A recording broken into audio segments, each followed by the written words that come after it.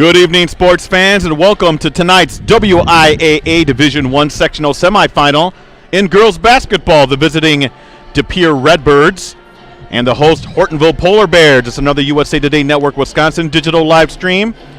I am here. I am Ricardo Arguello. Alongside with me is Brett Christopherson, as always, and bringing you those high-definition shots, Jim Rosandick. We call him Rosie. We are all part of USA Today Network Wisconsin, and we're expecting a good one tonight between two programs that have had a lot of success. And when you look at the resumes, I guess you could say, very similar in many ways. Brett Christopherson will detail that in a bit. But yeah, Brett, it's playoff time in terms of the sectional levels, the Sweet 16. The teams that whoever wins here moves on to the sectional final on Saturday. We're expecting a pretty good one tonight between these two Division I teams. Yeah, Ricardo, I feel like this might be a coin flip, the proverbial coin flip game. Not sure. The two, I think, what we're going to see is evenly matched clubs, both from bigger conferences. De Pere, obviously, with the Fox River Classic Conference, and Hortonville in the FEA. Now, De Pere's been pretty solid all season long. 23-3, the Redbirds come in. Two of their losses coming against Notre Dame, the top-ranked team in Division II. But Hortonville, a team that has kind of found itself in a very young team. We'll talk about that here in a little bit, but almost, I think the top 6 or 7 players in scoring all return for Celeste Ratka, the head coach at Hortonville. So a young team that's battle-tested now. And Ricardo, two programs, two teams that, frankly, they're used to being in the sectionals. It wasn't that far removed from De Pere taking on Appleton North in that memorable Division I state championship game a few years back. And, of course, Hortonville, they've had a run of state tournament appearances as well. So this is a really good matchup. Can't wait for this one to get started. And who's going to win beats me, but we're going to find out here pretty soon. Yeah, we're about 5+ minutes away from the start of tonight's game. I'll start off giving some Hortonville notes. Brett will finish with De Pere. Speaking of Hortonville, they are 16-8 entering tonight's game. Winners of 6 straight, 9 of their last 11 coming off a 75-51 victory over Wausau West on Saturday. In a WIAA Division I regional final at Wausau, Hortonville entered the game as the number 2 seed in the regional, while Wausau West had the top seed. Cammie and Callie Pepler each had 21 points to lead the Polar Bears. They shot a hot 55% overall. Cammie shot 9 of 12 on the night, finished with 2 rebounds, 3 assists, and 2 steals. Callie shot 8 of 14 and added 5 rebounds and 2 steals. Both also hit a pair of threes. Lyric Johnson, you'll be hearing a lot of her tonight. She finished with 13 points, 8 rebounds, 4 assists, and 3 steals in the win. And on the season, Johnson, Eastern Illinois recruit, by the way, she leads Hortonville in scoring at 16.3 points a game. She's shooting 47% overall and 31% from three-point range. Cammie Pepler, she's next at 15.2 points. The UW Milwaukee recruit, shooting 46% overall and 42% from three-point range. That's where she's knocked down a team-high 61 triples, and she finished in the top 10 in WISports.net's Division I three-point leaderboard as well.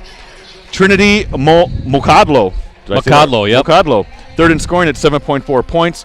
By the way, Lyric Johnson also tops in the team in rebounding at 6.7 boards per game. Maggie Werner next at 6.1 rebounds. And Cammie Pepler's 3.8 assists per game leads the Polar Bears in that category. Now, as a team, Hortonville is averaging 64 points and allowing 47.4.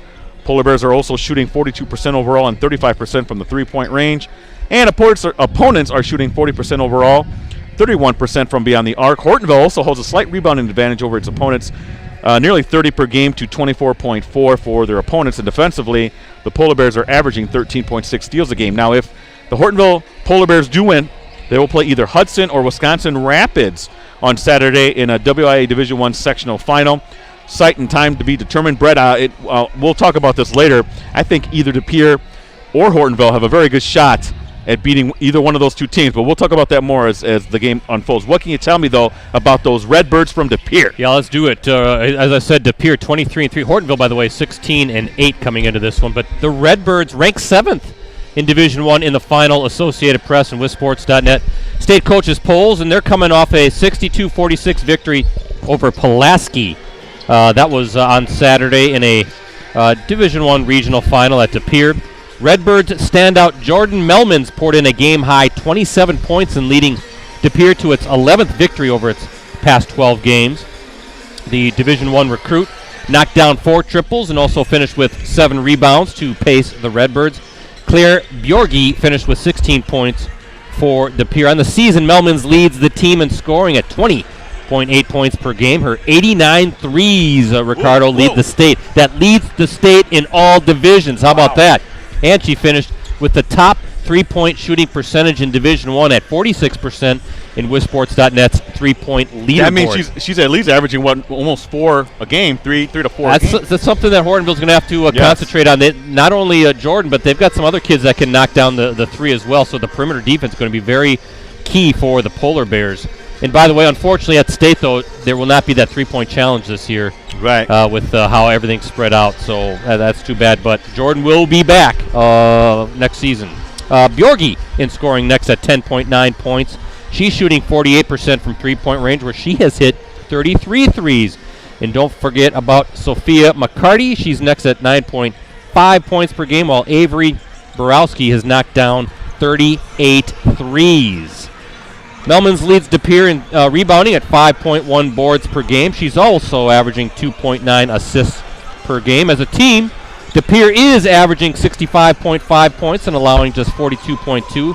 Redbirds are shooting 43% from three-point range, where they have hit a total, Ricardo, of 163s. Opponents, by the way, shooting 40% overall and 29% from beyond the arc. And as Ricardo said, the winner of this one, it's Hudson or Wisconsin Rapids. That will be the opponent on Saturday in a sectional championship game. Kind of curious, Ricardo, if Hudson wins, the WI is going to have to play that in a neutral location, right? You can't have one of these two teams busting all the way across the state, practically to Minnesota, to play a sectional championship game, even though that seems to be kind of how we are set up this season.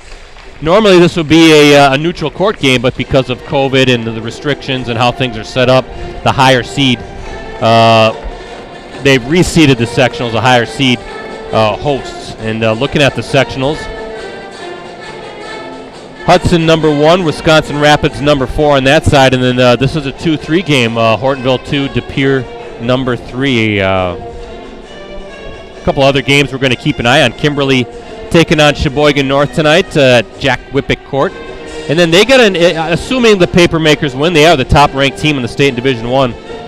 Very interesting matchup potentially on Saturday against either Germantown, which is ranked 2nd in the state, and Beaver Dam, which I believe was ranked 4th in Division I. So some pretty good basketball coming up here in the next handful of days. Thanks to everybody checking in tonight on postcrescent.com, greenbaypressgazette.com, our USA Today Network Wisconsin YouTube channel, and I always want to thank the folks that make this happen. Sam Englund, the activities director here. Great guy, one of the best. We appreciate him rolling out the red carpet as always. Their IT staff for making sure we're all hooked up, so we are excited. This is a fun time of year, Ricardo. A little bit earlier than what we're normally used to, but hey, sectionals are sectionals. It doesn't matter when you play them, so this is going to be a fun game. Can't wait. Yeah, we're expecting a good one here again at Hortonville for De Pere and the Hortonville Polar Bears WIAA Division I sectional semifinal. Finally get a chance to see De Pere. We were going to stream the De Pere Notre Dame game a couple weeks ago at De Pere High School. Had it all set up, and then Mother Nature decided to be mean, and a lot of snow, icy roads forced the cancellation of that game. So glad we can check out the Redbirds this season for the first time. And Hortonville, too, on the girls' side.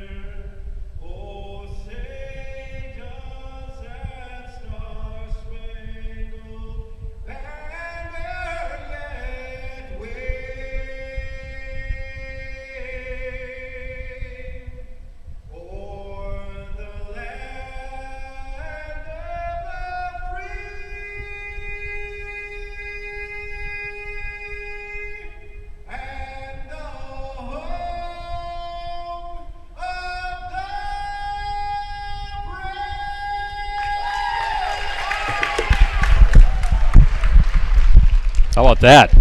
The announcer kind of following the Chicago Blackhawks style of singing. Whenever that guy does the national anthem, he has that ending part that goes up higher. Guy's a good voice. He did a great job.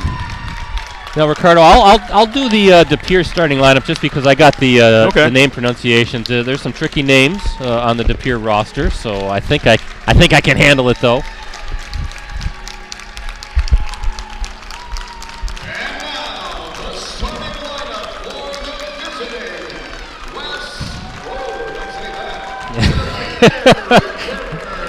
That announcer almost. Whoops. Yes, they are not West De Pere, they are De Pere. So he caught himself though. Number 11, Michaela Werner. At guard, a 5'7" junior, number 12, Oakley. So a 5'8" junior guard, number 11, McKenna Shaselsick.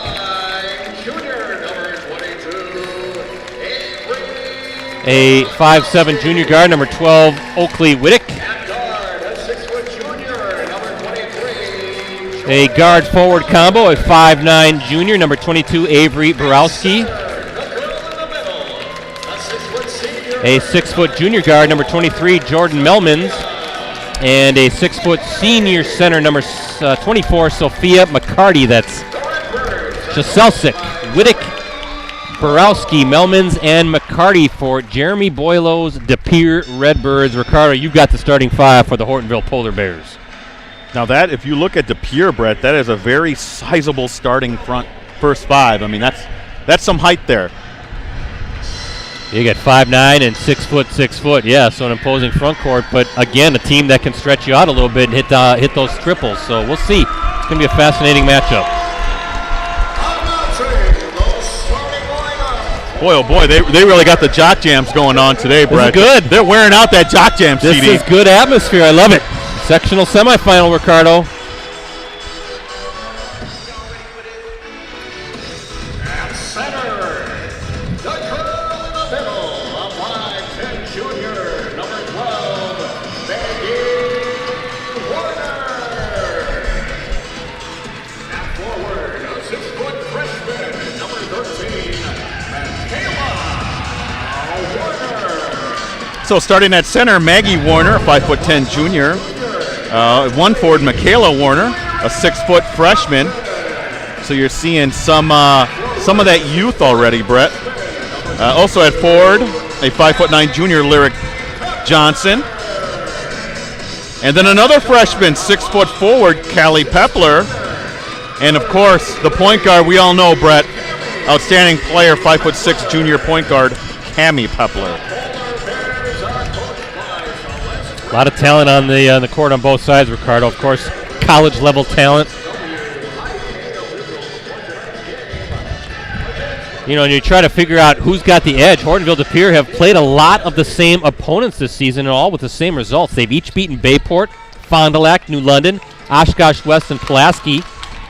They also played Appleton North and Notre Dame. Hortonville swept the Lightning, but De Pere suffered a surprising 62-58 setback to Appleton North on January 2nd in Appleton. They each have also lost to Notre Dame as well, as we are underway with this one. Hortonville starting with the basketball, Ricardo. Again, there's Lyric Johnson. Going to hear a lot about her as that three-point basket is no good. Hey, Offensive Pepler with the rebound, yeah.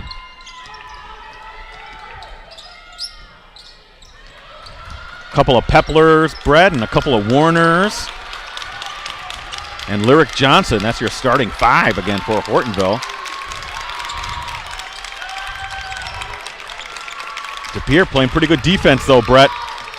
Got that entry pass inside, and right away there's a foul number 1 coming up. Yeah, Maggie Werner will be going to the line to shoot 2 for Hortonville. Again, Maggie, a 5'10" junior center. Again, we talked about De Pere having size. Well, so does Hortonville, Brett. 5'10" Maggie Werner, 6' Michaela Werner, 5'9" Lyric Johnson, 6' Callie Pepler, and Cammy Pepler 5'6" as Warner's shot is up and good.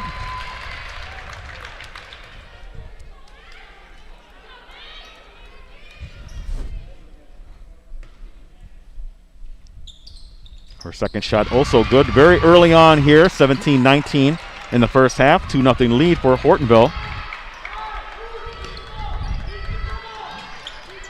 Brett, what about our sponsor? Yes, thank you to Festival Foods for their sponsorship of high school sports. Appreciate them hopping aboard. And how about Avery Borowski with a triple for De Pere? Ricardo, we're talking about that at the Open. They like to shoot the threes, and there's a good start. They can shoot that rock. Hortonville's going to have to be on their toes. And defending that is a turnover now by Hortonville. And a foul. I think that was Oakley Whittick, the junior guard, who swiped the ball and got the steal, and then also causing a foul at the same time. So Callie Pepler called for her first personal. Just underway here at Hortonville High School, WIAA Division I sectional semifinal between the visiting De Pere Redbirds and the host Hortonville Polar Bears in Division I. Hortonville, of course, mostly in Division II the last several years. How about Whittick with a left hand, little scoop shot. 5-2 lead for the Redbirds. Strong take, good quick first step, and a good finish off the glass. That's blocked. Ooh! They're going to get Avery Borowski, and I don't think the De Pere fans like that call in front of us. Especially not her family, Brett. As you can see the Borowski's shirts. Yeah. Rosie's right there, right behind him, right, Rosie? So now Michaela Werner getting a chance to knock down a couple free throws. She misses her first. But yeah, Ricardo, again, Festival Foods, we appreciate their sponsorship. Also, look for their involvement and partnership with our upcoming Northeast Wisconsin Sports Awards show that planning is underway right now. More stuff to come, more information to come on that. Unfortunately, it's going to have to be a virtual show again this summer. But a lot of good talent to pick from as far as Player of the Year, finalists, and nominees in all of our sports that we get to cover. Under 16 minutes left in the first half. De Pere with a 5-3 lead. Oh, it's wide open if you want to take it in the paint. Nope, they're going to kick it out to the corner. Can't get it to fall. And they're saying that Warner was out of bounds. Michaela Werner, 6-foot freshman center. Again, a couple of freshmen starting for Hortonville with both Michaela Werner and Callie Pepler, a couple of 6-foot freshmen. There's a good battle. Lyric Johnson against Jordan Melmans, huh? There's next level talent. And look at this. How about Sophia McCarty, the 6-foot center? Ricardo just backing herself in. Point blank shot, and De Pere now with a 4-point edge early. Good double team in the post by De Pere. And a good answer. Lyric Johnson, yeah. So no panic, Ricardo. Good job to get it out of that double team, finding Johnson wide open. Good shot, wide open.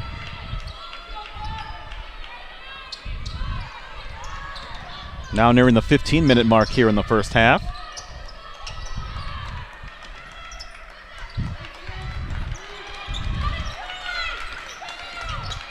You're right, Brett. I am watching Lyric Johnson on defense, and that shot not falling for De Pere. Yeah, Cammie Pepler now bringing it up, and Lyric Johnson with the basketball. But it feels like very evenly matched teams early in this one, kind of like what we were thinking. We'll see how it all plays out. Nice little up and under move. That was number 13, Michaela Werner, the freshman.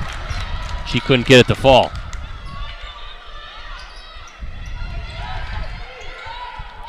There's Lyric Johnson defensively, Brett. Turnover by De Pere. So quick. And that's saying that was a turnover on Hortonville. Tell you, we don't have a full gym here, obviously, and then those that are here are spaced out.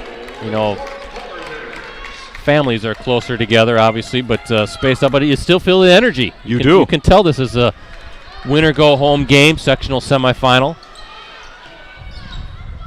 Got potentially a big day for the Stream team coming up on Saturday. We'll talk a little bit more about what's potentially to come in our next streams, but looking at a busy day on Saturday. Can't wait. It's going to be a whole lot of fun. A regional final on the boys' side, a sectional final on the girls. And we have a kick 7-5, De Pere with the lead. As we look at our Festival Food scoreboard, again, appreciate everybody checking us out online tonight on postgresson.com, greenbaypressgazette.com.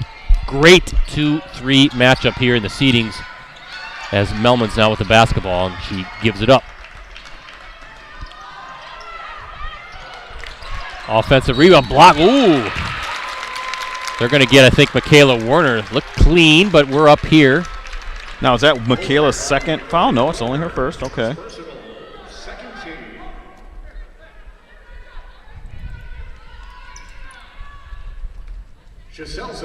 You know, Shaselchik did a good job, Brett, of tracking down that rebound and putting that shot back up. That was foul, but missing her first free throw, but hoping to convert at least a second shot. 7-5 lead for De Pere with 13:44 left in the first half. Yeah, McKenna Shaselchik, a 5'8 junior guard at the line tonight. 0 for 1. That's the Redbirds' first attempt from the stripe. And no good on the second. So we're going to keep it at 7-5 again as we look at our Festival Foods scoreboard.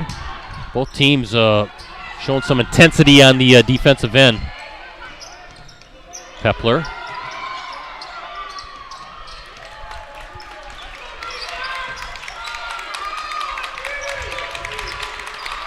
De Pere crowd imploring their defense to keep up the intensity. They're doing a pretty good job so far, Brad. Nothing's come easy for Hortonville.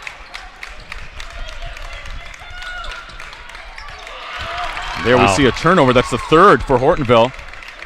Good hands. That's number 13, Claire Bjorgi. Ricardo, a freshman.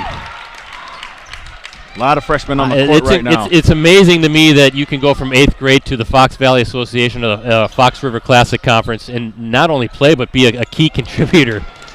That's a big step. It is. But like we said before in other streams, we're seeing it more and more nowadays, and I think that's thanks in large part to the summer AAU circuit.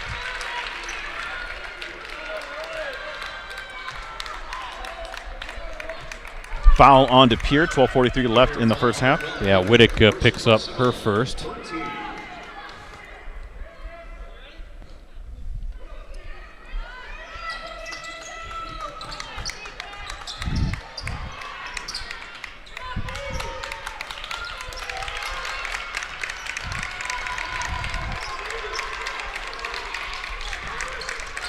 Pepler. Well, there's a good battle going on in the post between Johnson. I think that was Shaselchik, but Johnson now back out in the corner. Tough take. Johnson from 3. Nope. And another opportunity for the Polar Bears. 2 offensive rebounds on this trip. Yeah, Ricardo did a good job of tracking that one down, Brett. Ooh, Pepler with a tough take. They're letting them play, Brett. There's a lot of physical contact. But look at this, Ricardo, a 3rd offensive rebound. Lyric Johnson. She could take that from the elbow and just a little bit off there. There's a battle, and I think that's going to be a tie-up. De Pere will have the basketball. But, boy, they are letting them play. It's getting a little physical. Yeah, I think Cammie Pepler was a little surprised she didn't get a foul call, Brett, on one of those last layup attempts. 11:55 left here in the first half on your Festival Food scoreboard. 7-5 lead for De Pere. I mentioned again the common opponents. Each lost to Notre Dame. 66-51 loss by the Polar Bears on December 18th up in Green Bay, and losses of 73-47 and 67-40 by the Redbirds during the regular season. So again, you can't really get a gauge based on common opponents on who has the edge, and we're seeing that here early. Both teams playing very intense defense. That's going to be offensive foul. Good job defensively on the position as Sophia McCarty now picks up her second, and that's a big foul for Jeremy Boylo and the Redbirds. Yeah, you know, Brett, that never shows up in the box score, but a very nice defensive play by Hortonville. Second turnover for De Pere. Now 11:30 left in the first half. Brett, I got to agree with you in that it does seem that both these teams they're just about as evenly matched as you can think. As we have a foul on Hortonville now. Illegal screen, is that what they're going to call? I think so.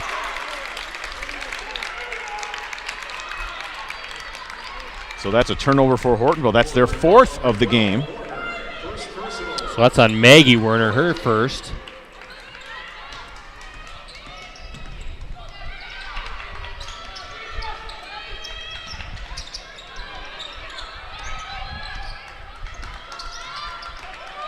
Nearing the 11-minute mark here in the first half.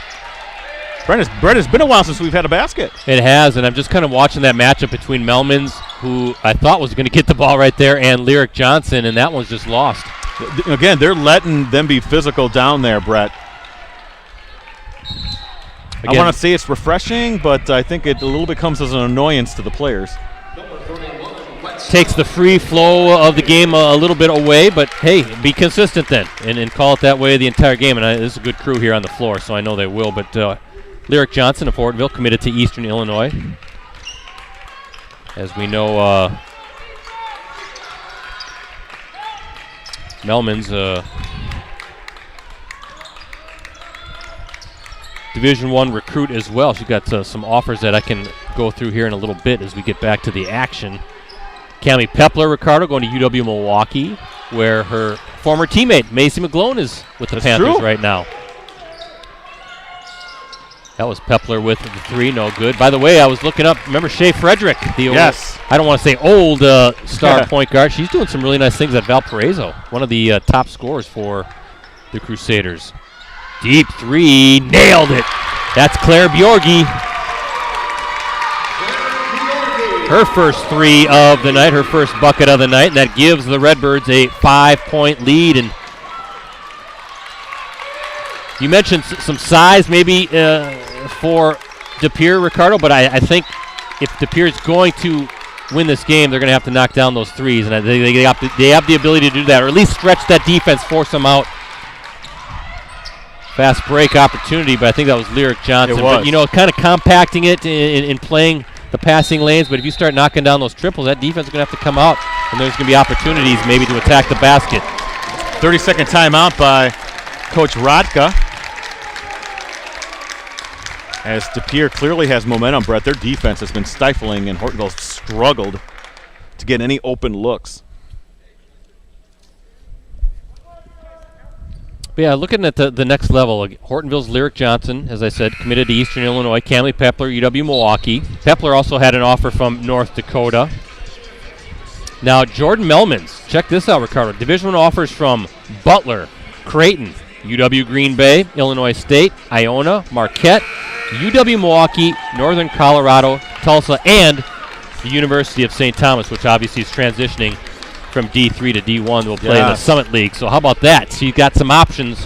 Yeah, University of St. Thomas already has Gabby Johnson and Sammy Opichka as commits. Tommies, it's going to take a while for the Tommies to make that full transition, but they're getting some nice talent for sure, as Melman's now with the basketball, gives it up. Bjorgi now back over to Borowski, to Melmans.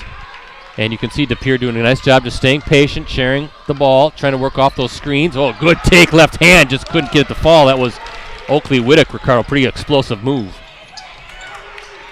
Hortonville want to run, but they got down there fast. Instead, they're going to get a foul against Allison Wetstein, number 31, a 5'9" sophomore guard-forward combo. 9:15 left in the first half. First personal, 15.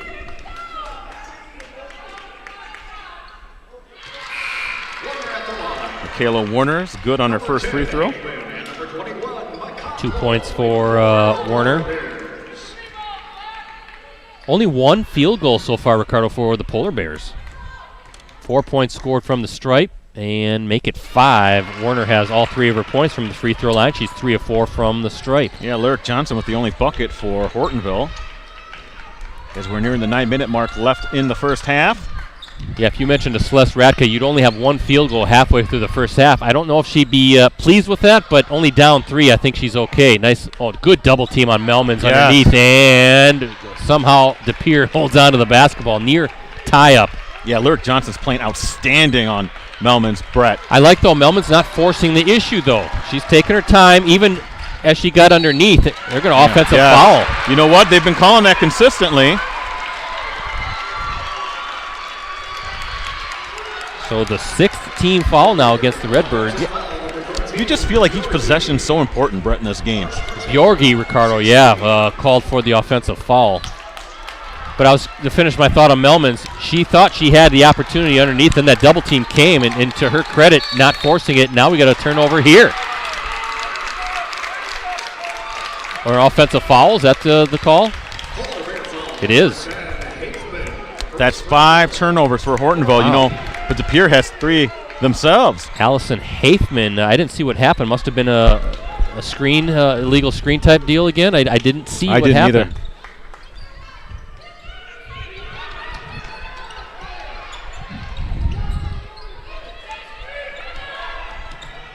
The physical play down low.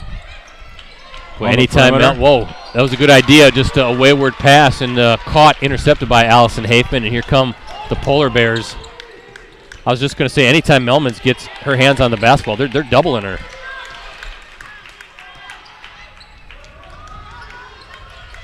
You know, Borowski is on Lyric Johnson. Well, actually, I should say they're playing more of a zone defense, but it seems like she's getting some attention. Oh, nice take. Got past the defender. It's number 21, Trinity McCodlow. Her first bucket of the night, the second field goal for the Polar Bears, and it's a 10-9 game as we look at our Festival Foods scoreboard. Missed shot by Wetstein, and now the Polar Bears with a chance to take the lead. Oh, good catch. Yeah, I thought that was going to be intercepted for sure. And well, we're going to get a tie up here. I think that's what they're going to do. Yeah, that'll stay with Hortonville. Well, Brett, early on, Hortonville has a 9-4 rebounding advantage as well. So I think a third of that came on that one series where they got 3 offensive rebounds. 7:21 left here in the first half. 10-9 lead for De Pere over Hortonville. WIAA Division I sectional semifinal. Winner moves on to Saturday's game. Saturday's sectional final, I should clarify. Johnson in the post, little spin move, just can't get it to fall. Yeah, just a little too strong there, and possession goes over to De Pere. So you're looking at the 2 top scorers in this game for each team. Johnson with just the bucket. Melman's looking for her first points of the game. Johnson leading the way at 16.3 points per game. Melman's averaging nearly 21 a game. See if both scorers can find their rhythm here as the game moves along. Under 7 minutes to play as Melman's now going against Johnson. You're right, Brett. She's doing a good job. She's not forcing it, just waiting for her nice opening. Backdoor cut. Yep, and there it is right, Ricardo.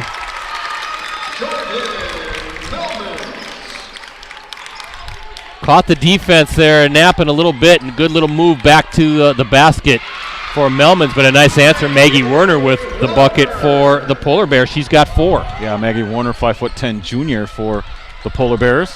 Still a 1-point De Pere lead, 6:22 and counting left in the first half. That is an air ball. Yeah, Avery Borowski with the miss, so Polar Bears going to inbound the ball here with 6:16 to play. Again, appreciate the nice viewing audience tonight. De Pere's contention is that that ball was tipped, Brett, but the officials are not agreeing with that assessment.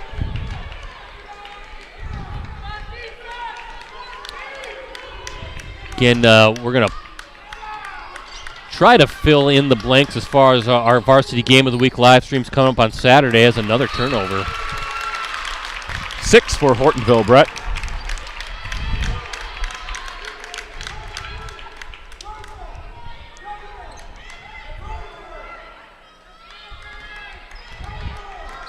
Six minutes left here in the first half. 12-11 lead for De Pere.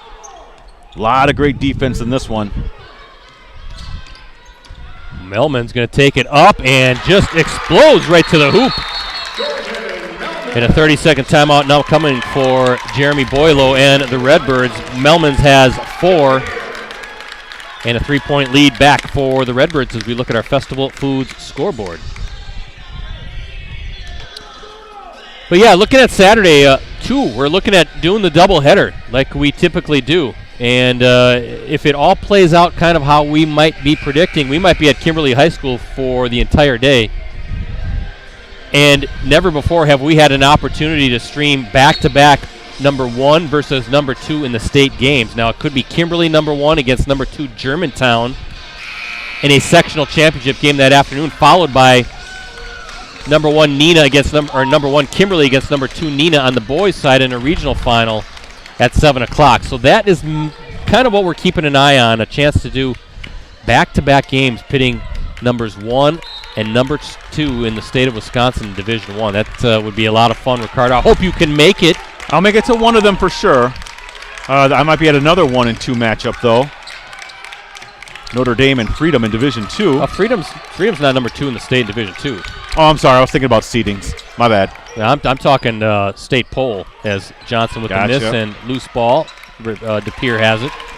Yeah, so we're talking the state's top-ranked team versus the state's second-ranked team, potentially back-to-back games. We've never had that opportunity. Germantown has that sensational sophomore, I believe. Arnold, I think her last name is. Kamaria? Yeah, she's got like 26 offers, and major offers, including number 2 South Carolina. I see Notre Dame recently offered. She's one of the top-rated recruits in the state of Wisconsin as a sophomore. We got a foul now. That'll be the 17th foul against De Pere. So Ricardo, bonus free throws coming up. De Pere foul, number 13, Bjorgi. So Bjorgi picks up her second. I'll tell you what, Brett, about that De Pere possible Notre Dame Freedom matchup. I think the winner of that game wins the D2 title. Yeah, I do too. And that's a game that we kind of had circled as a possibility as well, as Callie Pepler now shooting the front end of the 1-and-1. Let's see if she can knock it down, and does. Nothing but net. Her first point of the night, but a chance to see Germantown, which is obviously one of our USA Today Network Wisconsin markets, the Milwaukee market, Journal Sentinel folks, our friends down there as well. Kind of tough to not do that one as well. So, but you know what? It's a good thing to have a lot of good options, and that's what we've been talking about all season long. The quality of basketball in the Fox Valley is incredible.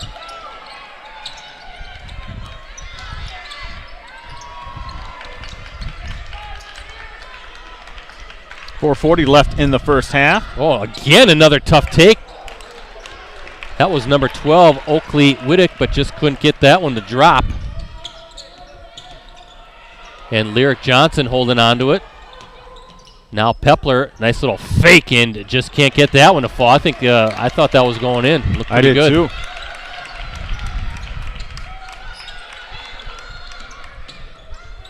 Something that I've noticed, Ricardo, De Pere's been able to get to the rim. Yes, of late, over the last couple of minutes. I agree. Spreading the floor a little bit more, opening up some lanes. 4 minutes left in the first half. Both teams really working hard. There's a three from the top. That was no good. Good look, though, by Avery Borowski. But both teams really doing a good job just moving and screening. And there's a great pass. Michaela Werner from Cami Pepler, Ricardo.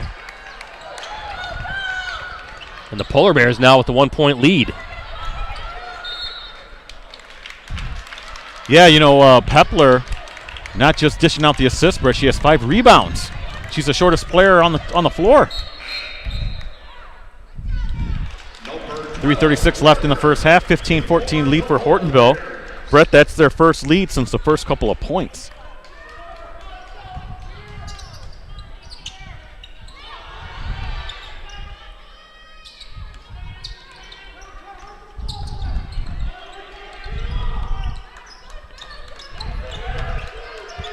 Now Hortonville, Brett, do we have where they finished in the FVA? It was either. Yeah, no, I've got that in the game notes. As Melman's, I think that was swat. Nope, are they going to get a foul? Yeah. She'll go to the line, shooting a pair. Melman going to take it right hand, left hand, doesn't matter. Number 22, Pepler, second personal, 15. 15 foul against the Polar Bears. And Ricardo, that's Callie Pepler's second personal foul.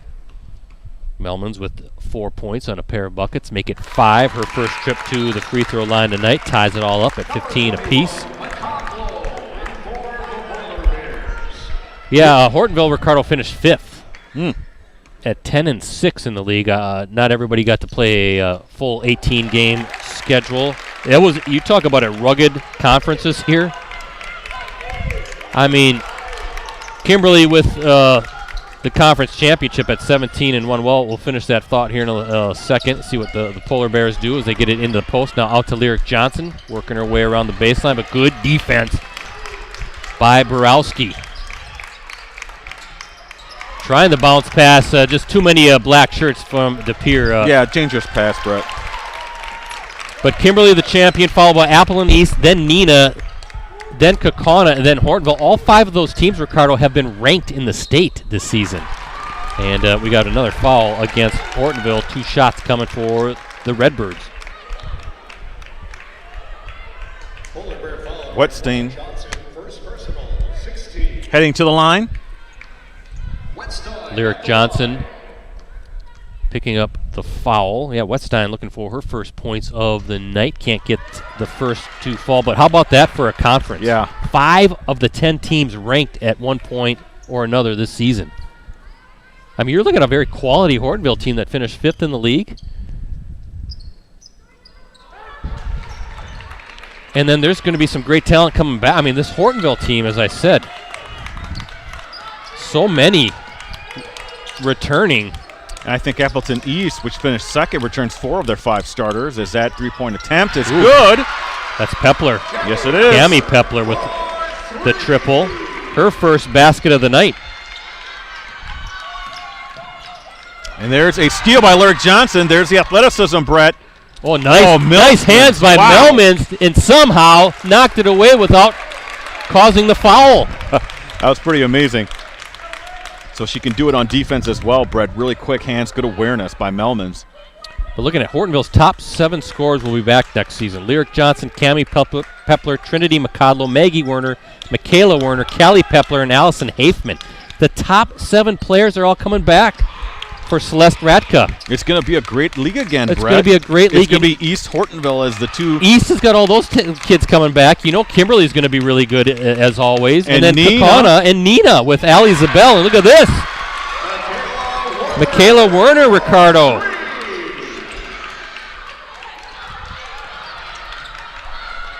That FEA is going to be a power conference for at least a few years, Brett. Michaela Werner with 8 points. Yeah, you look at Neenah with Ali Zabel, what she did as a freshman this season, and you got Joe Russum starting to build things again, and Melmans. They needed that. They needed that answer. Melmans now with 9. It didn't seem like it was that long ago where she didn't have anything, and now she's starting to heat up. We've seen her attack the rim, and now we saw her stretch the defense, knocking down that big 3-pointer. And how about that for an answer? Trinity McCodlow. Woo. She's got 5.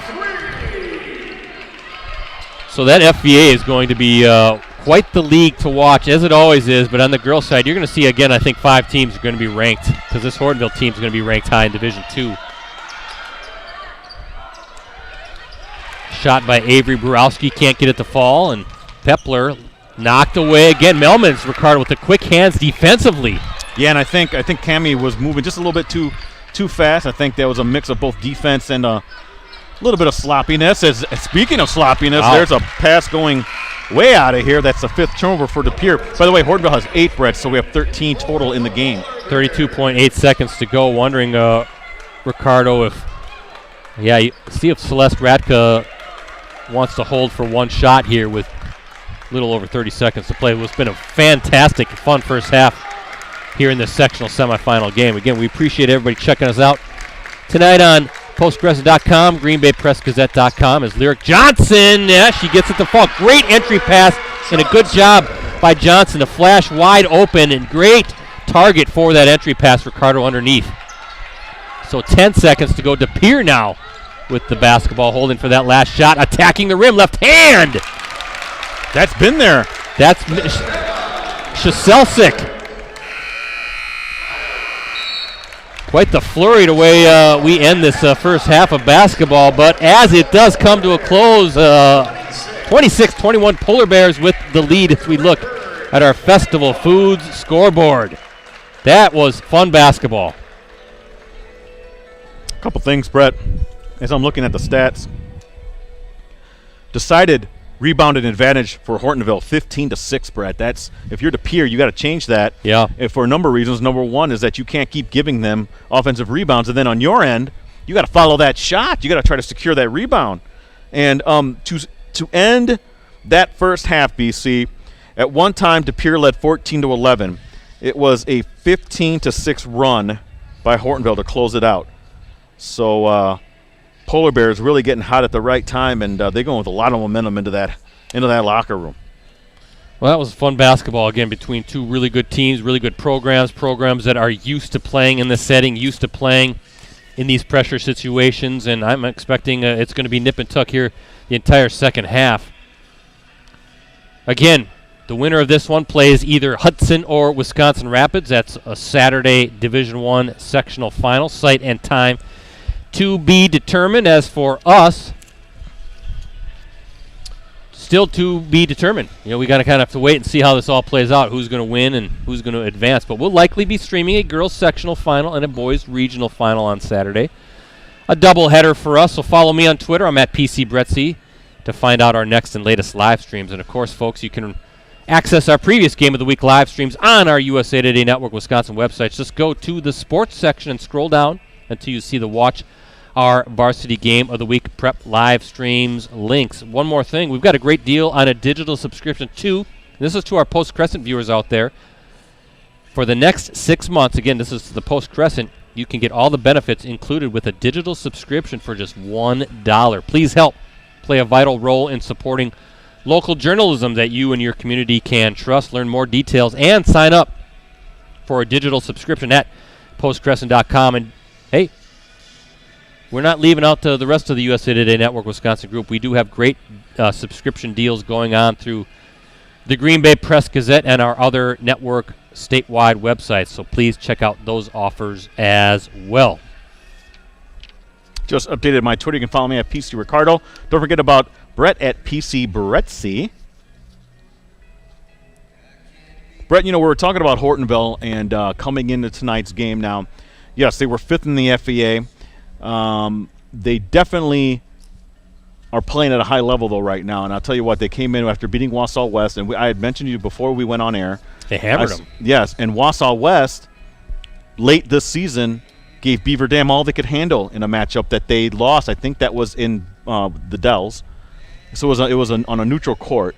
So I think that speaks volumes of how good Hortonville is. They might not have the fancy record, the real nice 20-plus win record, but they're a seasoned team. They're a team that has gone through the wars.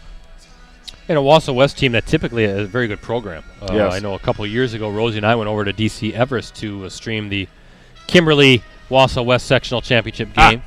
That was a fun one over there in Schofield. But yeah, you're right. 75-51 Hortonville over Wausau West. But look at De Pere and what they were able to do. De Pere. Now the Fox River Classic Conference didn't actually have conference records. It was right, because Green Bay couldn't play. Overall records, yes. But De Pere 23-3, Notre Dame 24-1, Pulaski 14-8, Green Bay Southwest 12-4, Sheboygan North 8-5. So 5 quality teams at the top half of that league. And in Bayport, typically, obviously, we've seen what the Pirates have done. Now they've struggled this season, going 6-13, but De Pere and Notre Dame, the class of the FRCC. So no surprise that we're only a 5-point game, and I'm just impressed. I'm impressed by what I've seen. I've been impressed by the young talent. All these kids are going to be coming back. I'm thinking about your Fab 5 teams, and you're going to have a hard time on that girls' side picking. Well, they can only be seniors because a lot of these players are going to be juniors. But Lyric Johnson, right? Lyric Johnson will be in there. Melmans is going to be a senior. She will, and then we're talking about Emily LaChapelle of Kimberly, and then actually the Lily Hansford, from the Patriots. Exactly. So we're looking at Leah Lemke, I believe, is also. So there's 5 right there, and there's more in the mix. Exactly. So it's going to be really. Abby Alsma from Waupun will be a senior next year. I mean, it's crazy the amount of talent, young talent, and how they're all coming back to play. That's good for us. It's going to make for some fun live streams next season, but I guess first things first, we'll see how it all plays out as well. So what do you got coming up? Are you going to be doing some wrestling stuff, or are you going to be more basketball oriented? And for right now, if people can go on postcrescent.com, you will be able to see my my notes package. And Brett, I took a little interesting spin this week. I decided, as we're in the sectional round here for girls playoff in hoops, I'm like, well, who are girls that we could consider to be the top 5, maybe Girls Associated Press Players of the Year? Is there a short list? I compiled what I believe is the short list. We have the Arnold girl from Germantown who you talked about. She's on there. And remember, the biggest difference between the Associated Press Player of the Year and maybe say Miss Basketball and Wisconsin basketball coaches was Miss Basketball is completely seniors. You can't be an underclassman and win that award. Where the Associated Press player is all classes. So we had her. I think there's a young player who was a GB recruit from Blackhawk who's on there. And I do have Maddie Schreiber. Maddie Schreiber on there on the short list. And I think I put Opichka because she's the Notre Dame's #1 ranked. And there's a fifth girl who I'm blanking on right now. But if you want to go check out my little bios that I have, now again, those are just the 5 who I think are in contention for the AP Player of the Year, also of my rankings. And then if you go on GreenBayPressGazette.com tomorrow morning, by the way, and Postcards.com, you'll see my 5 things to watch for in the team state tournament that kicks off too in 3 different sites: Wausau West for D3, Adams Friendship for Division 2, and Kaukauna for Division 1. Coleman from the Green Bay area is in there. Obviously, Kaukauna in Division 1 from the Appleton area. Winneconne is in there. Just a couple G10 teams. Random Lake. There's some other teams that over there by the lake as well.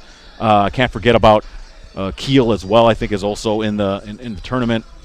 So Brett, a lot of busy. I'm not going to be doing wrestling though. This is for the first time I'm not doing team state wrestling. For the first time, it has to be at least in 7 or 8 years. Then we expect you at Saturday's doubleheader. Yeah, well, I'll be at the is that the nightcap with the boys? The boys will be the nightcap. Yeah. I really do think I'm going to be at the Notre Dame Freedom girls. Okay. That matchup. Maybe we could get Mike Scher to hang out with us. You could possibly. Well, he might be covering state wrestling though. Oh, that's team right. wrestling. I think he's took it upon himself to free me up to do the live stream, and also that big Notre Dame Freedom game. Again, that's at Notre Dame. I'm going to guess. That Division 2 sectional final, which we're assuming is going to happen. You know, the teams have to win their games we'll tonight. see. I mean, weird things can happen, obviously, so it all depends on who moves on. And speaking of Kimberly girls, they're leading Sheboygan North 55-17. Wow. 55-17. Okay. Let me see if I get some other scores in break. Go ahead and read off those the point totals. I think. Yeah, I'll go run down the first half scoring. First for Hortonville, Maggie Werner with 4, Michaela Werner with 8. Johnson with 4. McCodlow has 5. Callie Pepler with 2. Cami Pepler with 3 for De Pere. Shaselsick has 2. Wittick has 2. Bjorgi has 3. Borowski 3 as well. Melmans with 9. And McCarty with 2.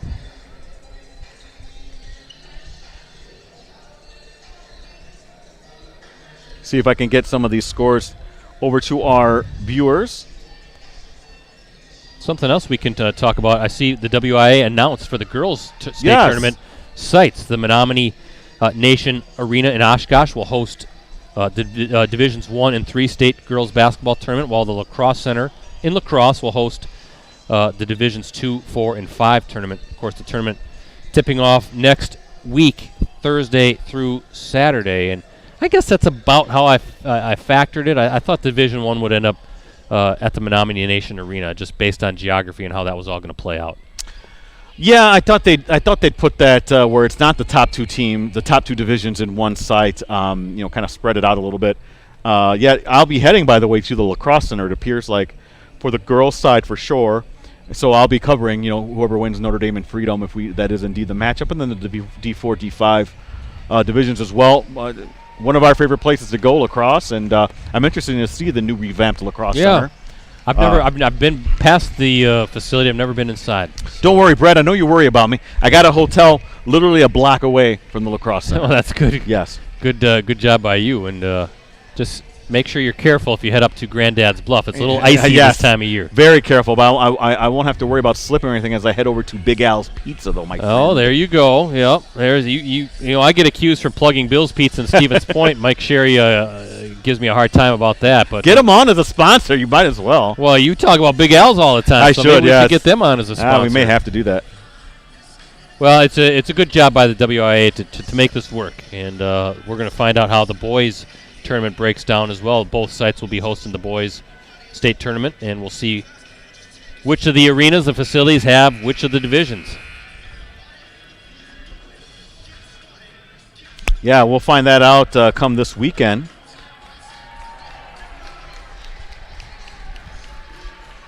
Second half just about underway from Hortonville High School.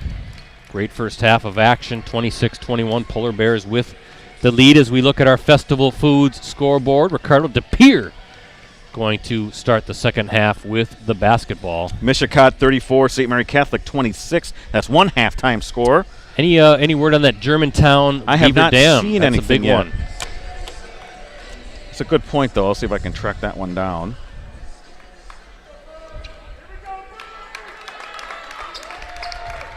Not sure what we have going on with the delay. Okay, well, we do have a halftime score, Brett. Germantown 37, Beaver Dam 21. Okay, so I think it's going to be Germantown Kimberly, it's looking like. Of course, again, Beaver Dam playing without Wilkie, both Wilkies. That's a big loss. That's a big loss, yeah. We talked to Coach Chase when we did the Kimberly Beaver Dam game, and he knew that this was a very tough regional/sectional. But give them credit. I mean, Beaver Dam going up a division, they gave Kimberly everything it could handle when we streamed them a couple weeks ago. Absolutely.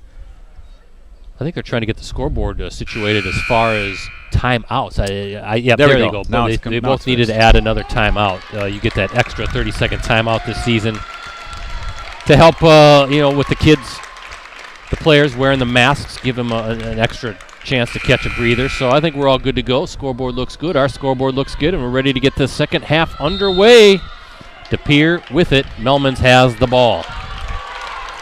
And it's been a great matchup between her and Johnson. Wow! Tough take right out of the chute. Yeah, she wasted no time, Brett, showing off that athleticism. Oh, and way to use the glass, but you saw extra defenders coming in to help Lyric, but somehow Melman's got the shot to fall, and a great quick start for the Redbirds.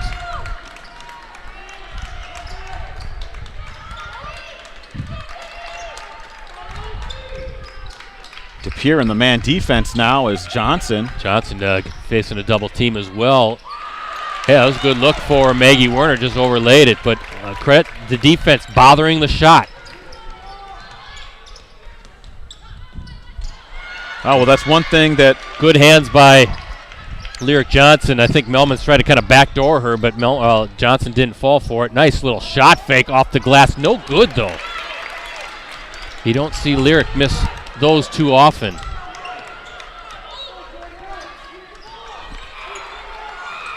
A couple of quick rebounds from Borowski in this half. That's something that De Pere really lacked, Brett. They were really out-rebounded by Hortonville in that first half.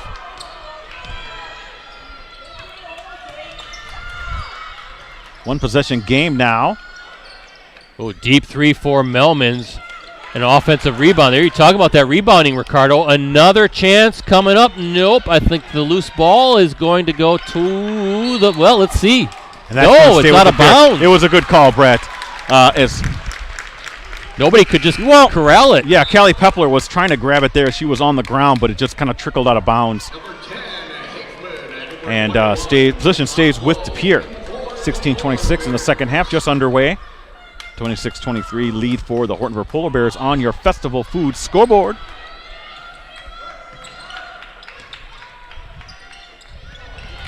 Good look by Melmans. Yeah. Yep, just couldn't get it to drop. Lyric Johnson now with the basketball.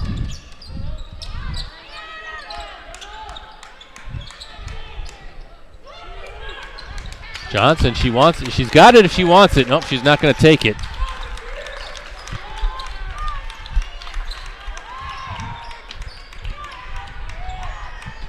Johnson, now she's going to size up that three, nails it. She was thinking about it before, Ricardo, and this time she let it fly, and it's through. That's patience right there, my friend. Sometimes that doesn't show up on the box score, but knowing when to shoot. Sometimes it's about when you're not shooting, Brett. That's just as big as when you are shooting. Yeah, good point. Just being patient. Johnson now with 7 points. That's her first 3 of the game, and it's a 6-point lead for the Polar Bears. Good pass inside. That's number 24 with the finish, Sophia McCarty. Yeah, McCarty doing a good job of breaking down the defense, Brett. Nice inlet pass. 4-point lead for Hortonville. Nearing the 15-15 mark here in the second half. Here's Johnson. Ooh, against a double team. Ah, they're letting them play, Brett.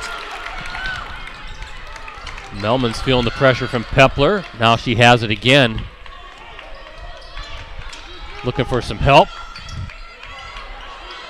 Trying to work that ball into the post, but good post defense for the Polar Bears. And now Melman's looking to get rid of that basketball, and a good Is that a timeout now? Yeah, by De Pere. 30-second timeout. That was a good timeout by Jeremy Boyle. That whole set just kind of looked a little disjointed. Well, Brett, we talk about this all the time, but this is where you see Hortonville. They took it on the chin against Kimberly. They took it on the chin against Nina, but they pulled things away from that game, Brett. They're used to playing at a certain level in the FVA. I think that's really translating into tonight's game here as they lead 4 by 4 points over De Pere. Yeah, again, we said earlier in this web stream, Fox Valley Association had Kimberly, Appleton East, Nina, Kaukauna, Hortonville all state ranked at some point this season. Of course, the FRCC, Notre Dame, the state's top-ranked team in Division II. And we see De Pere ranked 7th in the state in Division I in both the Associated Press and WisSports.net state coaches polls. Now, Hortonville, Ricardo, remember last year advanced to the D2 state tournament. They've done that the past 4 seasons, actually. Exactly, and Appleton North not too long ago, which finished 6th, I believe, they won 2 state titles not too long ago. Yeah, we'll talk about the success at this level and beyond for both programs here in a little bit, but you mentioned Hortonville being used to just playing at a high level, playing that top-notch competition week in and week out, it seems like. But De Pere, too, they have a very, very, very good program that has some hardware in their trophy case. So they're not this isn't new to them either. Let me just put it that way. They're used to playing at this level as well. Well, that Euro step by Melmans. Yeah, very she's down. impressive. Hopefully she gets up off the glass. Yeah, Melman's limping a little bit, Brett, but I think she's okay. They're going to give McCarty the basket, so she's got 6 for this half. You always kind of wince a little bit when you see the Euro steps, Brett, because if you misstep wrong, that's an ACL. Oh, nice step through and finish by Michaela Werner. So she's got 10. Yeah, I know what you mean. He put a little extra torque. Exactly. Oh, there's that second. At the same time, that's work, Brett. This time they can't finish. Lurk Johnson. Well, McCarty had position again, but pretty good defense. So again, coming late by the Polar Bears to bother that shot. And what are we going to get here? I think we're going to get a foul. First one of the half. So Whittick picks up her second.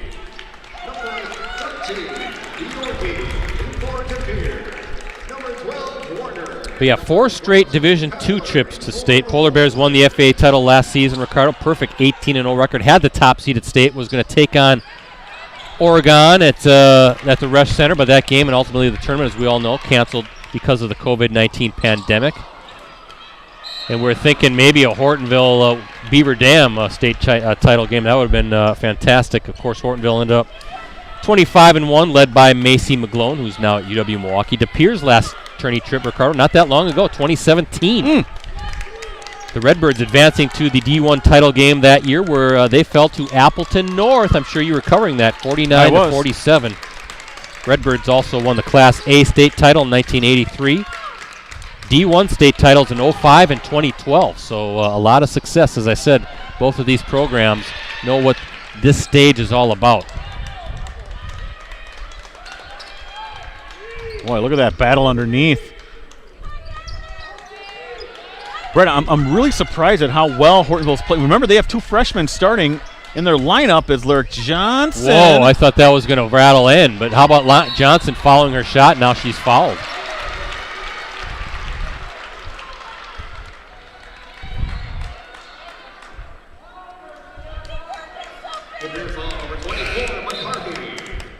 So that's a big third personal now. Sophia McCarty picks up her third. She's going to have to take a seat as Jeremy Boyle now is going to have to operate or maneuver, I should say, through some foul trouble. Yeah, the big center taking a seat as Cammie Pepler. Wow. No hesitation from Pepler. Her second triple. She's got 6. And Ricardo, it's up to 6-point lead again. Or check that, 7-point lead. Is that what you have, 34-27? I do have 34-27. Millman's a little short on that. And that one, almost a save by Johnson. Whoa! Clear foul. We're going to get bodies flying everywhere. They're going to call Cammie Pepler with her first personal. Good hustle. Oh, I like this game, Brett. 12:03 remaining, 34-27, lead for Hortonville as we look at our Festival Foods scoreboard. And it's a little too early for danger zone yet for De Pere. Oh, no, there's plenty of time, Brett. 12 minutes, that's especially if Millman's gets hot or they get one of the other players starts going off on a little bit of a run. Tough scoop shot, but great job by the defense. Ricardo coming in late, try to maneuver through that double team. How about that outlet pass? Johnson with the finish. And a timeout coming, I believe, for De Pere. 11:42 left here in the second half. Brett, obviously the biggest lead of the night. I'm sorry. For Hortonville. Oh, it's not a timeout? Yeah, it's a timeout here. Yeah, here we go. I was going to say, what's going on? Looks like a full timeout. See if I can update my Twitter. Again, you can follow me at PC Ricardo. Don't forget about Brett, though, at PC Brettsy. And my guy, Jim Rosandick, at Metal Rosie. Ricardo, Hortonville defense really making it tough. De Pere's getting some early steps where it looks like there's a clean path to the basket, but then that help defense coming in, closing the gaps, and altering shots, bothering shots, and De Pere just can't get into a rhythm offensively, and Hortonville doing a good job defensively with pulling down those defensive rebounds and really limiting De Pere to one opportunity on each possession. So credit to the Polar Bears defense. Tightening it up, dialing it up a little bit here in the second half. And the winner of tonight's game, Brett, did we talk about this? I really feel they have a really good shot at getting to state because no offense to Hudson or Wisconsin Rapids, the other sectional semifinal going on, but I think these two teams are at another level, in my opinion. By the way, we appreciate everybody watching, especially I know there's that big Badger game going on tonight, but that's not much of a game down at the Kohl Center. I see Iowa, 73-56 lead over the Badgers tonight. Badgers really struggling right now. Yeah. As March Madness not too far off in the distant future. Brett, did they have the lead the other night? And then they were looking good against Michigan in the first half, and then the wheels came off the second half, but Michigan's very talented. Had to knock the rust off. They had that long pause.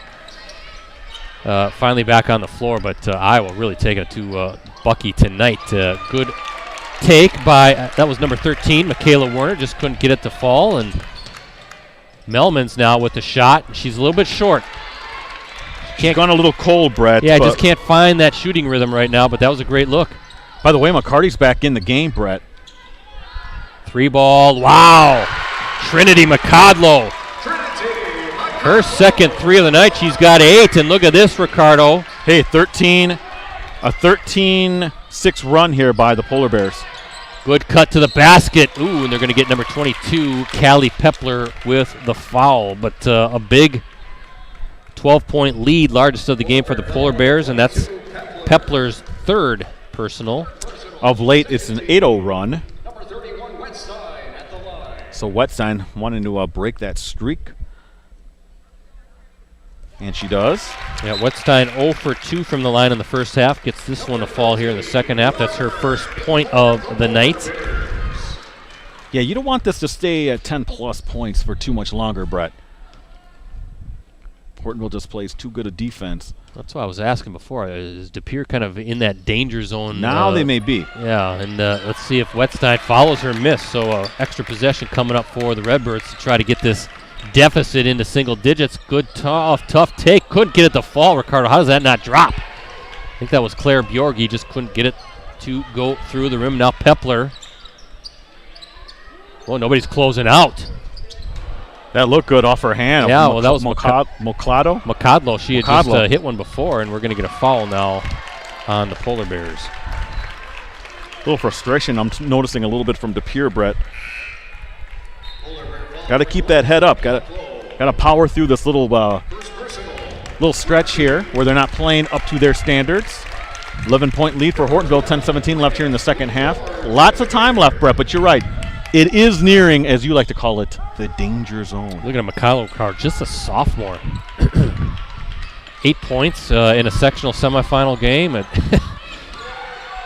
Boy, if you're Celeste Ratka, you got to be super excited about what's to come in next. Well, of course, the remainder of this year, we'll see how this plays out, but next year and even the year after.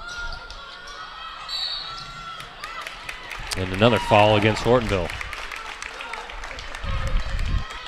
That's their fourth. 9:55 left in the second half. Polar Bears still with the 11-point lead over the Redbirds. So Macodlo picks up her second. Melmans with the tough three. Oh, gets it to rattle home. She's got 14 and a big three, back down to 8. Well, great post move, Ricardo, by Maggie Werner. 5'10" junior center. The footwork down low, Brett. Always underappreciated. Yeah, great footwork. I think you're right. And that one's a turnover coming the other way. But Maggie Werner just planting that pivot foot a little bit. Just getting that nice pivot and then just the scoop shot up and in. Really just a great job, just fundamental on the block. 9:24 left in the second half. Is Hortonville looking to build on that 10-point lead? They've had a strong second half. Buoyed by that 8-0 run. See if they can get Werner going again underneath. Now you see a post. Nope, they're going to kick it out to the corner. McCodlow again. That one is no good. And a turnover. She lost control. Wow. No foul. I think Melman's blocked it. Lyric Johnson trying to go against that double team. Melman's. Oh, those are good shots, Brett. They are. He has good looks. A good outlet pass. Nope, it was off. You could see Lyric Johnson had that left hand up, but Pepler just a little high with that ball. That might have been going to Maggie Werner. I saw the two, her and Lyric, kind of talk to each other a little bit. I think that was meant for Maggie Werner. But the ball's by you, Brett. You got to try to secure it. 8:48 remaining as we look at our Festival Foods scoreboard. 41-31 is the lead for the Polar Bears. Remember, Hortonville led 26-21 at the half. Some balanced scoring really throughout. Different players can make you pay. There's a good cut by Melmans and a good job flashing to the basket, creating that big target for the entry pass, and a tough finish because the defender got in there, tried to alter it, but using the backboard. Good overall teamwork by the Redbirds there as they're trying to chip away at this lead.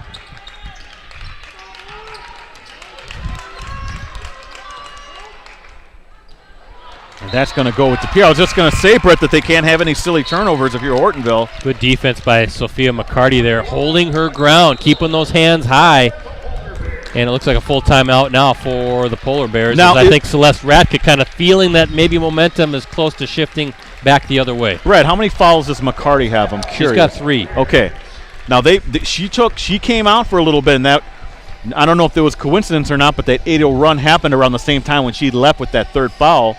Now she's back. In my opinion, they're playing a little bit better. Is Hortonville defensively, or is De Pere, I should say, defensively? Looking at the scoring so far now, Hortonville, Maggie Werner with 6. Michaela Werner has 10. Lyric Johnson has 9. McCodlow has 8. Callie Pepler has 2, and Cammie Pepler has 6. So up and down the lineup, different players making you pay for De Pere. Shaselsic has 2. Wittick has 2. Yorgi has 3. Borowski has 3. Melmans has 16. McCarty has 6. And Wetstein has 1. Hey, Rosie, this song, have you ever remember the video for this song? Cheesy, isn't it? Sorry, that was just a little inside thing, Brett. Good old 80s rock videos. Gotta love them. We'd be remiss, Ricardo, if we didn't mention Celeste Radke, of course, a Hortonville former star, right? Went on to do great things at UW Green Bay. And she was one of the top athletes, if I remember right. Heck of a ball player. Celeste Haywish. Yeah. That was her maiden name, as we have a foul now. Brett, that'll be the 5th on Hortonville. I think it's against De Pere, isn't it? Oh, it is. Okay. No, you're right. So Pepler with the 4. That's Callie Pepler's 4th, yeah.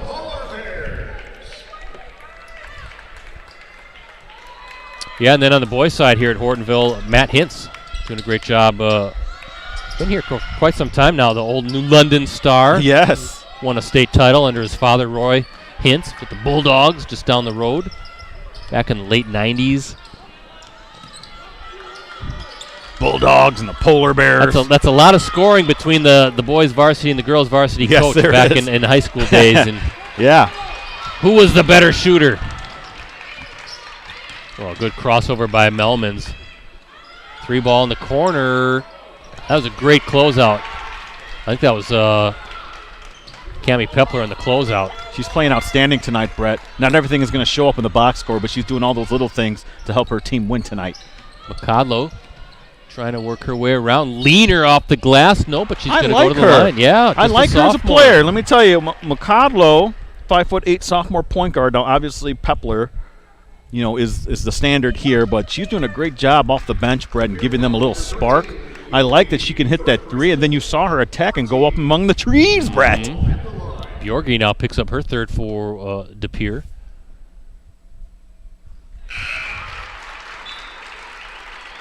Yeah, McCallum now with 9. Johnson in for the Polar Bears. 7:12 left in the second half. Looking to make this a 10-point lead again for Hortonville. Now it's in danger zone time, Brett.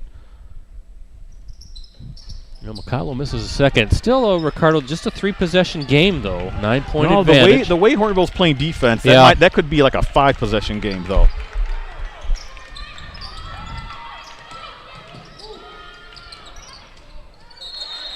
Oh, no. I didn't think she was out of bounds.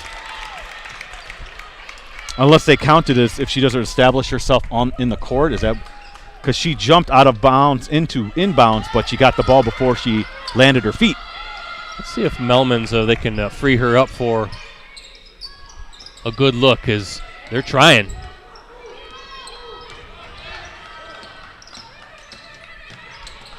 .6:45 now left in the second half. Tough scoop shot. Wow! That's what they needed. That's Jaselsic with the bucket. Her first bucket of the second half. Everything's been a struggle for De Pere in this half. So free throw made here, converts the conventional 3-point play. And she misses. Lyric Johnson with the rebound. But that lead down to 7 points now, Brett. Maggie Werner picks up her third. We've seen Maggie do some good things on the block. She's trying to set up again. Again, she just does a good job, like you said, Ricardo, with that footwork. Kind of bumps the defender a little bit, clears a little bit of space. Nice pass. And somehow, again, the footwork, though, that one just didn't fall, but she freed herself just by holding that pivot foot, getting the defenders kind of clear out of the way. I think she could have just taken that right up, though, Brett. I wonder if she hurried a little bit just because she bobbled it. Wow, how about that? Claire Bjorgi, and a timeout now coming for the Polar Bears. Bjorgi, her second triple, first points of the second half. She's got 6.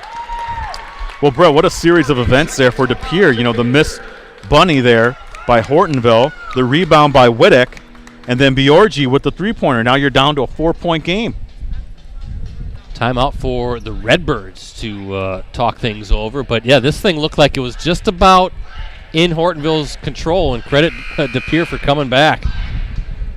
6 minutes on the dot left here in the second half. Again, I'm Ricardo Arguello. Brett Christopherson hanging out with me, as well as Jim Rosandick. He's bringing you those high-definition shots. We're all part of USA Today Network Wisconsin. Thank you for tuning in. And don't forget our guy. There he is, Dan Powers. Photojournalist extraordinaire. You'll find a photo gallery tonight, later tonight on postcrescent.com and greenbaypressgazette.com. He'll have some great images from this one. That's going to be the case with any of our great photojournalists, so we appreciate Dan being here. And we appreciate everybody watching tonight. postcrescent.com, greenbaypressgazette.com, our Facebook pages, and our USA Today Network Wisconsin YouTube channel. Why don't you subscribe to that, please? 11,000 subscribers and climbing on our YouTube channel, Ricardo. Oh, yeah. It's free to subscribe on that YouTube channel. And don't forget the digital subscription to the Post Crescent, postcrescent.com. 6 months, $1. That's it. Oh, they're calling a foul, Brett. I don't think the Pere fans were too happy with that one. Some Bjorgi. That's her fourth.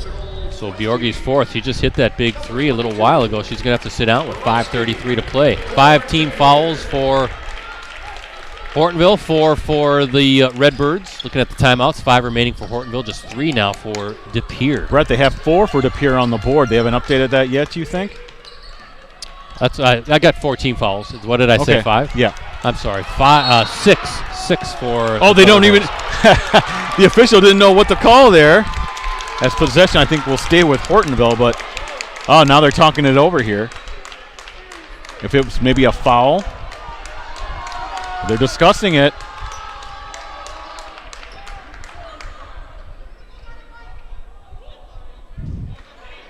It is a foul that they're calling, Brett, much to the chagrin of the De Pere folks. So that's going to be on Borowski, number 22.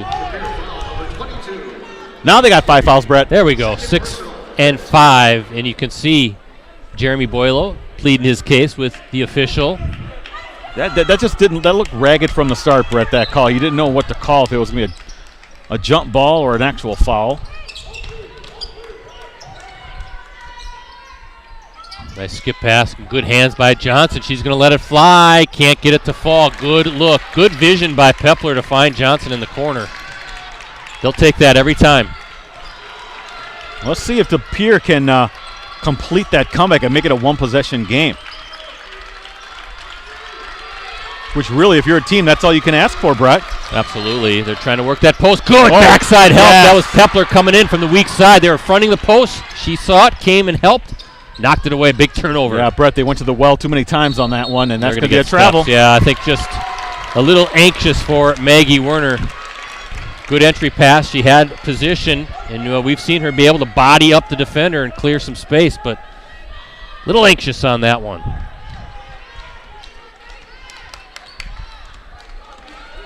Four-point game with 4.5 remaining. Cut to the basket. Double team on Melmans. And De Pere doing a good job of sharing the ball. And what are we going to say? Yes. It's going to stay with the Redbirds. Yeah, it was blocked, but it was possession stays with De Pere. You know, we're up in the wrestling room, and they have these little windows up here. And you're kind of down the ways Yes. from me. And sometimes it's kind of tough to lean and look out. How about Melmans with the triple from the top of the key? It's kind of a built-in social distance between us, Brett. Yeah, well, it also makes it tough to lean out the window and see, but 19 points, Ricardo, for Jordan Melmans, and it's a one-point game. Here's that momentum right now clearly on the Redbird side. Brett, can Hortonville get it back? A good help defense there for De Pere, and the rebound and Wow, in. Lyric Johnson with a big offensive rebound. Now timeout coming for the Polar Bears. Muscled her way in there, did Lyric. 11. 4 rebounds for her in the second half. Yeah, and 11 points on the night. That was a deep three by Melmans. 3:53 left in the second half. Let's see if I can get some other updated scores here quick, BC. And again, with everybody watching live tonight, just want to plug our Varsity Game of the Week live streams on Saturday. On tap to do a girls sectional final that afternoon and stream a boys regional final at night. And presumably we're probably going to do Kimberly Germantown on the girls side and Kimberly Neenah on the boys side. In both instances, if that plays out, it's number 1 in the state against number 2 in the state in Division 1. That's crazy. That's going to be one heck of an atmosphere at Kimberly High School on Saturday if that happens. Yeah, Kimberly leads Sheboygan North 66-28. By the way, Wrightstown at halftime leads Amherst 25-21. Well, Wrightstown really came on strong in the second half of the season. Yes, they have. Tigers doing some good things. Both programs playing well. Same with Freedom, Northeastern Conference doing some good stuff. But hoping we can do the double dip of 1 against 2 in the state. I don't think that's going to happen too often for us, Ricardo. As great as the teams are around here, it's not often you get 1 and 2 playing each other back-to-back, boys and girls. Tough take. Good look by Bjorky. And it's off going to go, yeah. I think that was off of McCarty, Brett. Possession goes to Hortonville, them leading 3 points with 3:24 left in the second half. Good strong move by Bjorky, just couldn't get it to fall. And yeah, De Pere had a shot to keep possession. Instead, you call that a turnover? That's a loose ball, isn't it? Yes, I'm sorry, it was a loose ball. And the final is Kimberly defeats Sheboygan North 82-43. Ooh. Papermakers flexing their muscles tonight, looking like the #1 team in the state. And what are we going to do here? Jump ball. You can see Jeremy Boyle. He's on the other side of the. Yeah, and that's. You got to get back. And that's staying with Hortonville. The De Pere fans wanting a timeout. I think it's a tie-up. But you appreciate the passion that you're seeing from Jeremy Boyle, wanting to call a timeout, try to keep possession, or get that turnover, I should say. But jump ball, so possession now after this arrow will point towards De Pere, something to think about in a one-possession game. Under 3 minutes to play, 3-point game. What did Hortonville lead by as many as 12, I think, right, Ricardo, in the second half? Yeah.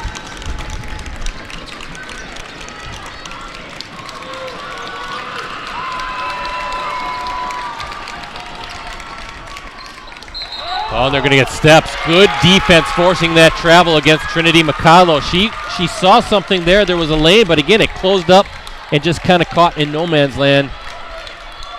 Shuffling those feet, so a big turnover, and here come the De Pere Redbirds down 3. Getting down to crunch time, Brett. 2:30 left here in the second half. 3-point lead for Hortonville. Can De Pere tie this one up? I've really been impressed with the defense on both sides. There's a 3 short. That was Bjorgi with the miss, and that's going to go to Hortonville. Good hustle by Melmans on the far side, but just couldn't keep it in bounds. Good look by Bjorgi. And now what do you do if you're Hortonville? You're up 3, 2:19 to play. You know what I always say, that's why I'm not a coach. Don't rush the shot. No. Value each possession. They are gold now. Yeah, you're up 3. You really don't have to rush it. But again, easier said than done against that defense. They're going to get over and back. Great job by number 12, Oakley Whittick, stopping the dribbler at the timeline. And she, again, caught in no man's land. And it's a turnover. Whittick just playing up against the ball. Nowhere for her to go and just got caught. 2:11, 2:09. 2:09 left. I'm sorry, left in the second half as we're in the 2-minute mark. mark. On Ricardo on Whittick. Good take. Bjork blocked by Lyric Johnson.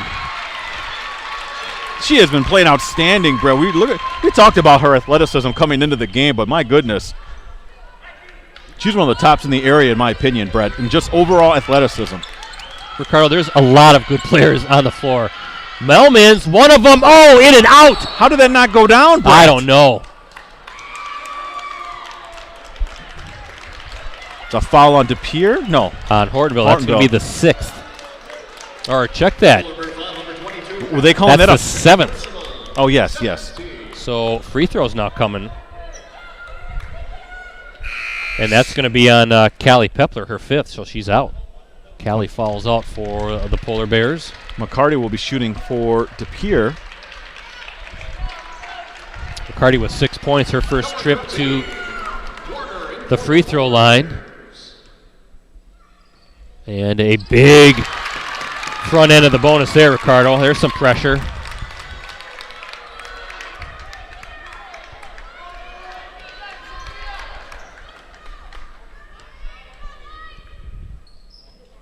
And gets that one to fall. Made it look easy. She did. Timeout by De Pere, 32nd timeout. Now we're down to a point lead for Hortonville. See if I can get this updated with some scores here.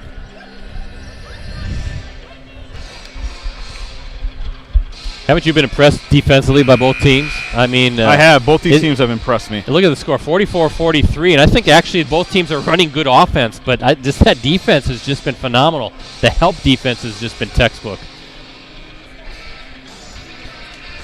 Timeout situation as we look at our Festival Foods scoreboard. 2 remaining for the Redbirds. I've got the Redbirds with 2 fulls. Hortonville with 4, 2 fulls and 2 30s. Team fouls, 7 for the Polar Bears, 5 for the Redbirds, and there's our score, 44-43. The Polar Bears with the 1-point lead as we look at our Festival Foods scoreboard. Hortonville led by as many as 12 points this half. By the way, Notre Dame was up at halftime over Shawano, 52-12. Okay, so I think the Tritons are going to win that one. Any Germantown updates? I'll have to check that out the next pause. So,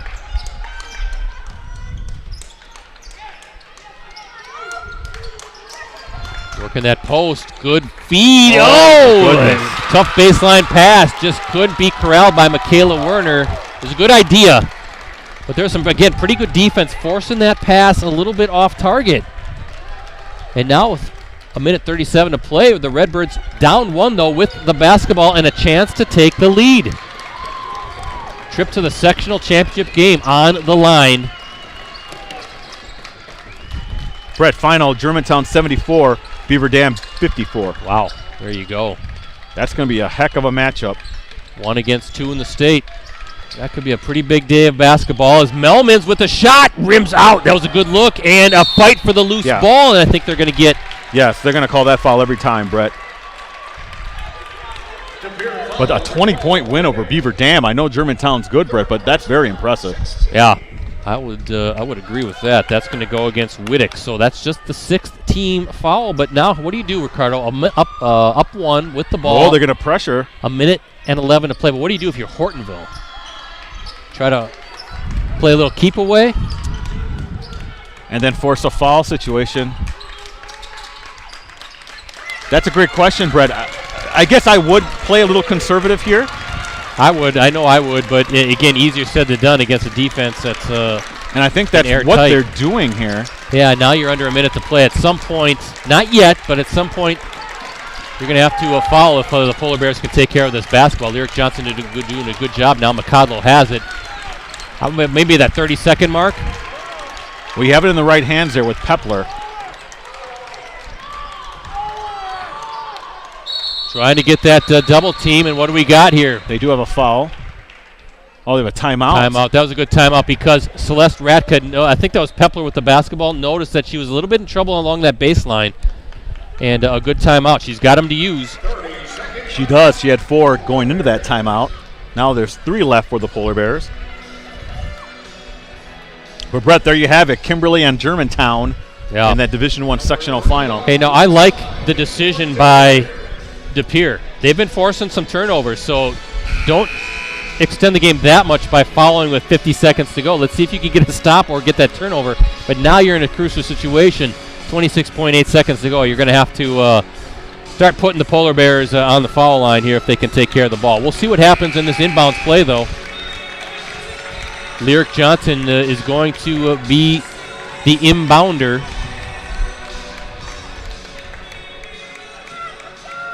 And we've seen many a game where a turnover happens in these situations. So let's see if the Polar Bears can be clean with this inbounds pass. Looking for Pepler. And she better get it quick. Okay, and guarded by Melmans. Boy, down to 20 seconds here, Ricardo. You got to maybe get them onto the line. They wanted McCodlow, I think, and not in Pepler's hands or Johnson's hands. But I'm guessing McCodlow's pretty good from the stripe. Fourth personal against Whittick now. 17 fouls, so a big bonus free throws coming up for Trinity McCodlow. 5'8" sophomore. She's 1 of 2 from the line, both coming this half. So let's see if she can knock it down.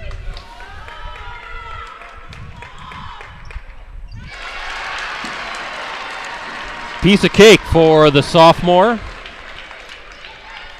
Crucial one here, though, Brett. Yeah, I was the first one's the most crucial. Though. Yeah. You feel a little bit more relaxed. You've done it, and let's see if she can hit nothing but net. That one looks good. Rims out, though. Ooh. So a 2-point game. De Pere now with the ball. And it looks like we got a timeout, full timeout for Jeremy Boylo and the Redbirds. Ricardo, we called it. We knew this was going to be a close game. We got a close game. 2 fantastic teams, fantastic programs going at it. 13.4 seconds to go. As you can see, Jeremy Boylo right there drawing something up, either to tie this one up or maybe take the lead. Another Division I sectional semifinal. Arrowhead leading Sun Prairie 46-30. And trying to find some more. Isn't Rosie from Assumption? That's his school, yeah. 63-49. They won, Rosie. Have you heard about Hudson or Wisconsin Rapids? Because that's who the winner of this game will play. Great call. Let me see if I can find that. Are they both the Rapids Red Raiders and the Hudson Raiders, right? Raiders and Raiders? Raiders all around. You know what they call Hortonville? The Ville. Hudson does beat Wisconsin Rapids 61-37, Brett. Okay, so Hudson is the winner. So the winner Yes. of this one plays Hudson. It'll be interesting to see where they'll play that game, though. There's it won't be at Hudson. It won't be in Hudson. It's going to be somewhere probably, D.C. Everest, Spash, one of those. D.C. Everest, I would say. Maybe even, would Marshfield be a potential Marshfield site? could be a possible site. Yeah, I don't know what's going on the boys' side as far as availability, but they'll find somewhere in central Wisconsin, I would imagine, to play that game. And now we have another. Full timeout, De Pere. De Pere's going to burn its final timeout, looks like. I'm trying to remember where I went for that game. Remember when Nina had to play Hudson to get to state for the boys team, and I had to play. I had to go on Rapids. a Sunday. It was at Wisconsin Rapids. It was yes. Rapids. I remember you going because Yes. the snowstorm pushed it to Yeah. a Sunday game, right? Yeah. I remember we were asked if we could stream that game, and I was like, really quick turnaround, considering we'd never been in the Rapids gym to stream Yes. a game before. You do need to work with the IT folks and technology to. There is some advanced work to do. We just don't plug and play. Well, Brett, here you got to have it in Millman's hands. Melman's. She's got to have it. You know, she's your ace player. I know she's being guarded by Lyric Johnson most of this night. But if I'm De Pere, I feel very good with the ball in her hands. She will inbound. Look for Bjorgi, too, number 13. She can knock it down if Melmans finds herself in trouble. Don't forget about McCarty on the block. I mean, there are a lot of weapons in this De Pere lineup. Bjorgi with the basketball. Ricardo looking. They're trying to work Melmans off that baseline screen. Shot coming. Nope. Kick out. 4 seconds to go. They got to get up a shot. Leaner, no good. Pepler has it, and that's how it ends. Wow. Hortonville with the victory. I'll tell you what, De Pere had what they wanted, Brett. They had the time, they had the spacing to get that shot off and just weren't able to convert. Oh, disappointing loss for De Pere. That was tough. They didn't Yeah. get the shot they wanted. You could see Melmans was trying to work hard off that baseline, working off a screen, maybe setting something up in the corner, but credit the Hortonville defense. Tough game. What a battle between two fantastic programs. Hortonville taking on Hudson in Saturday's WIAA Division I sectional championship game, and what a battle here at Hortonville High School. Yeah, I'm going to update my Twitter here quick, but yeah, what a battle. Brett, we knew this was going to come down to the final seconds. These two teams, we said before, very, very similar and very, in terms of roster talent, very similar in every way. And I felt that the ball should have been in Melman's hands.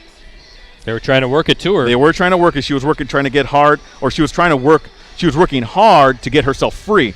Wasn't able to happen, though. And that's a credit to that Polar Bear defense. They were not going to let De Pere get a clean look. Now, as a fan of the game, it's kind of a bummer for us because I like to watch those last-second shots go up and see if they fall through or rim out, you know. But I'm sure the Polar Bear fans are saying, you're crazy.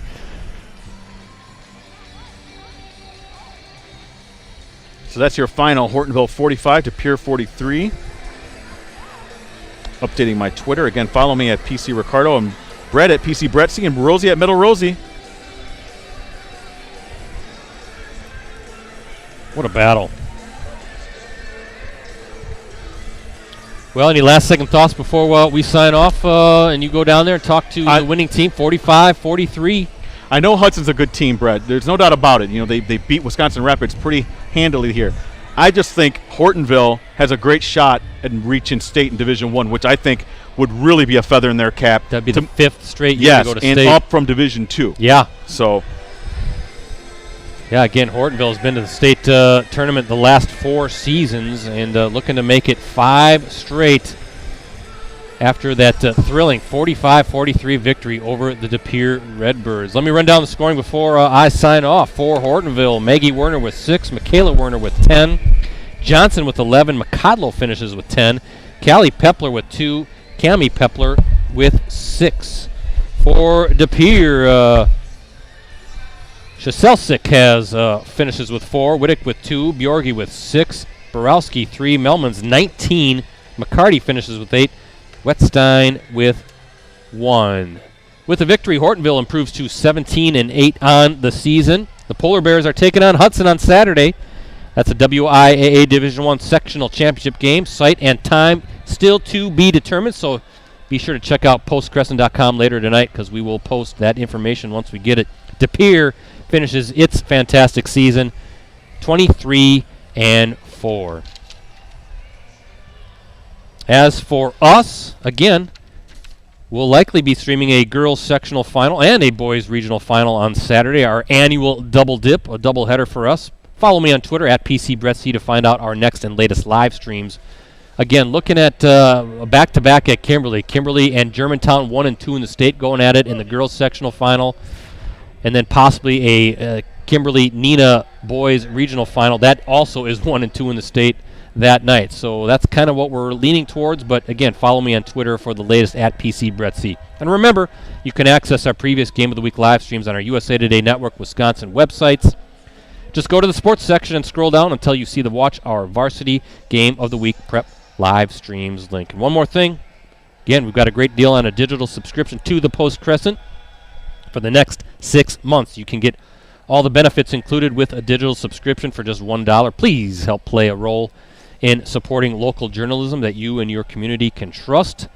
Learn more details and sign up for one of those digital subscriptions at postcrescent.com. And we also have great subscription deals going on through the Green Bay Press Gazette and our other USA Today Network Wisconsin websites. So please check out those offers. So for Ricardo, who's already downstairs, and for Rosie, who wants to pack up and get ready for a big day on Saturday, I'm Brett Christopherson signing off from Hortonville High School, where once again the final score tonight, Hortonville 45, De Pere 43. Thanks for watching, everybody.